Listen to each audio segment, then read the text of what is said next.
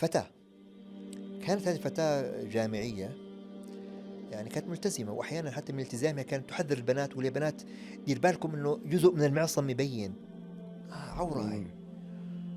شوف لهالدرجة يعني كانت. المهم أغفلت قلبها، استهانت المعاصي، وقعت بفاحشة. طبعا الفاحشة اللي وقعت فيها نوع من الشذوذ، الله يعافينا، لا حول ولا قوة. واستمرت فيها. الأمر وصل لهين؟ لا أكثر والله. استمر الأمر إلى أن تعرفت على شخص آخر ملحد، فألحدت معه.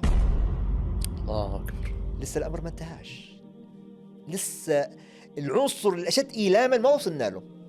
صديقي حاورها وتكلم معها عن أدلة وجود الخالق، اقتنعت. أدلت على أن النبي والإسلام دين من عند الله، اقتنعت. قال يا بنت يا فلانة، طب ادخل الإسلام، قولي لا إله إلا الله، بس خليك عاصي على الأقل، العاصي غير الكافر.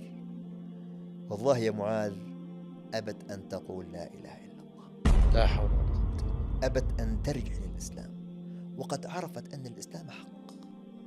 كلا بل ران على قلوبهم ما كانوا يكسبون. عمية القلوب يعني.